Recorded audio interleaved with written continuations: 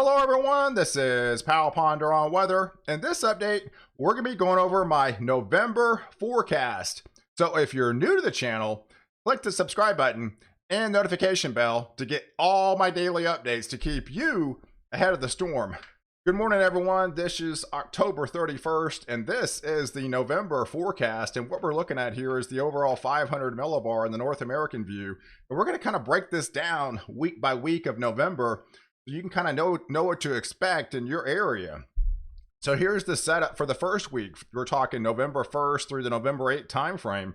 We've been talking about the coldest air of the season filtering in for much of the U.S., especially the central and 2/3 of the U.S., going to be impacting for much of the week ahead, with up to 45% of the nation actually seeing a freeze by the time we get into Friday morning. But yeah, much of the central and eastern 2/3 of the U.S. should be below average for that first week of November, as that ridge will start building in for that second week and will continue to transition and build further southeast as we go into that second week time frame.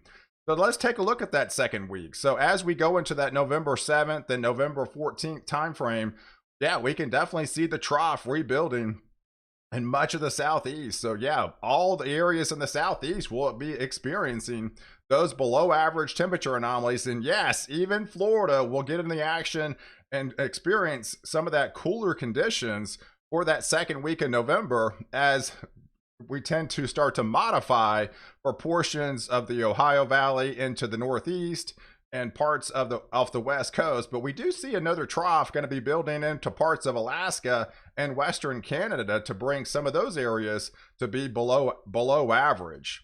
So as we transition into that third week, that November 15th and November 22nd time frame, I expanded it to the Northern Hemisphere view, because now we have to look to the north, we look to the Arctic and see what's happening. We'll see if we can see any transition, because we did experience what they call a stratospheric warming event about 2 weeks ago, and those things take a while to actually filter into the US. But we are going to be seeing cold shots with that polar vortex going to be starting to weaken, and when it does that, it stretches like a rubber band and more like taffy, and kind of gets elongated and pulls some of that and filters some of that cooler conditions and colder air further south. And at times when it aligns with the teleconnections, will determine how far south it's able to get. So we're seeing definitely the ridge start to retreat well to the north, and that's going to create kind of that conveyor belt of an alignment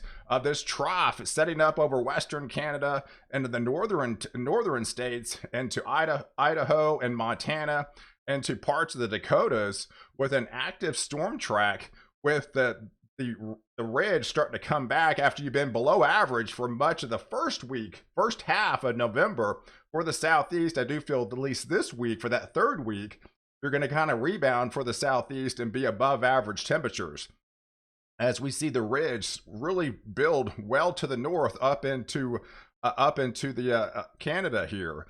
So, but as we transition into that last week of November, say like November 22nd to that November 29th time frame, yeah, the ridge continues to build, retreating further to the north.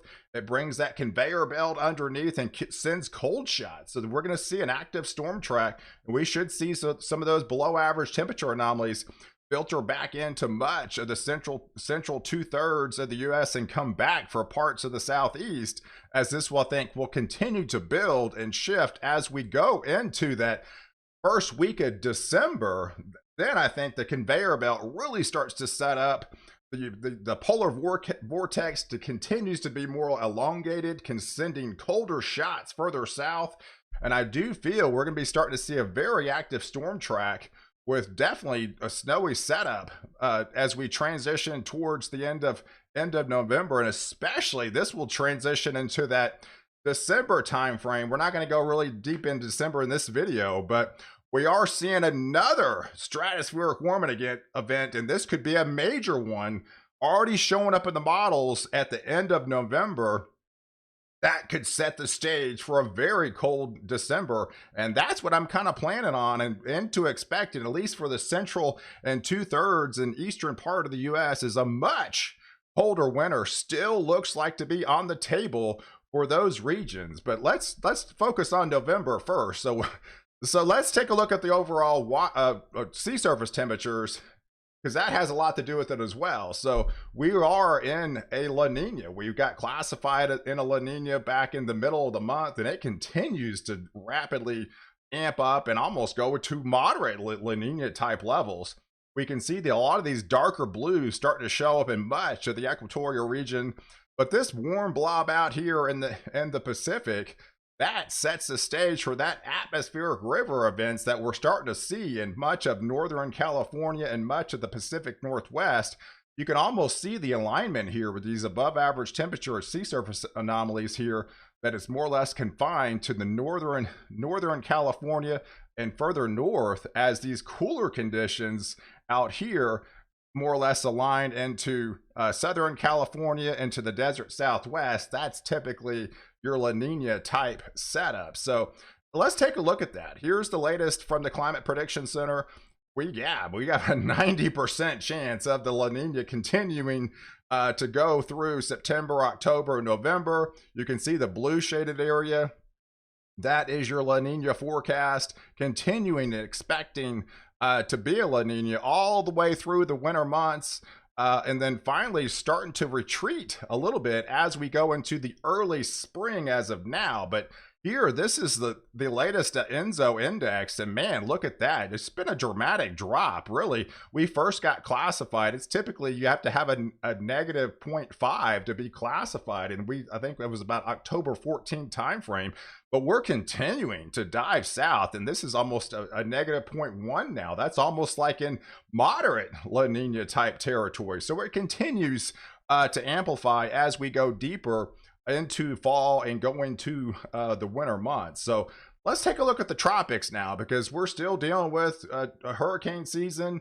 I mean, we still technically have a month left. It ends November 30th. And in fact, last night, they went ahead and named this Subtropical Storm Wanda. So if you remember, this is actually the remnants of that nor'easter that impacted much of the New England here, and especially Massachusetts. They took a beating from this particular system. It didn't get named at the time, but as it's moving across, it did have those characteristics of that subtropical storm entity.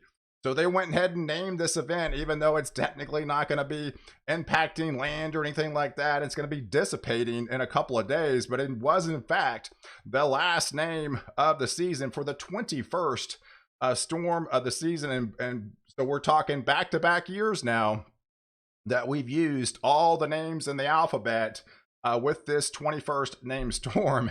And this is kind of a rare sight in itself too, as even some hints of some sort of tropical development coming off the African coast. I'm definitely not expecting this to develop, but this is definitely rare to even see something like this late in the game in November, especially coming off the coast of Africa.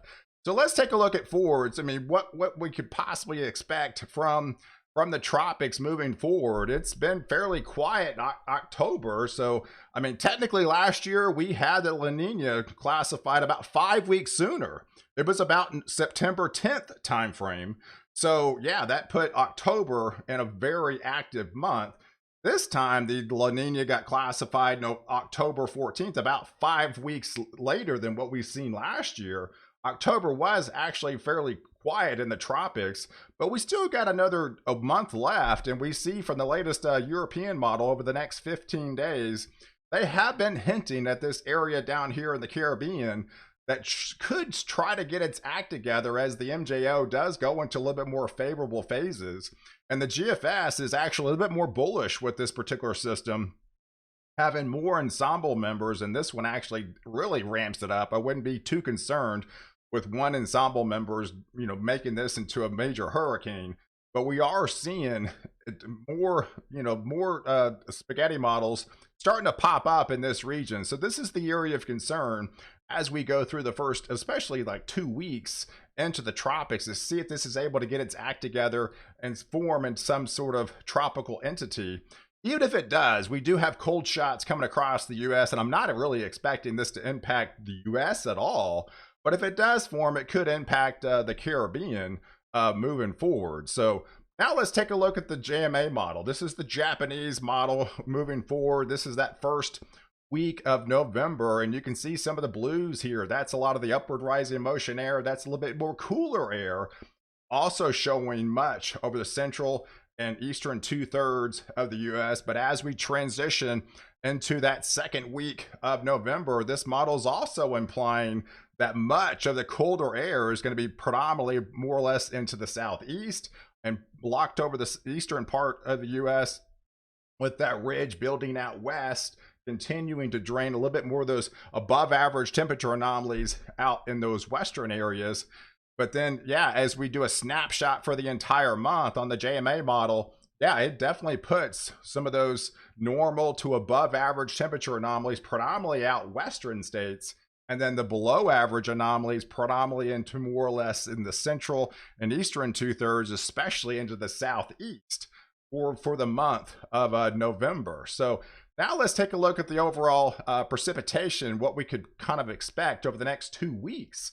Here's the setup with the atmospheric river continues to amplify in this area from Northern California to for Washington and Oregon and parts of the Pacific Northwest. I do feel those rains are going to continue for the most part with those above average precipitation.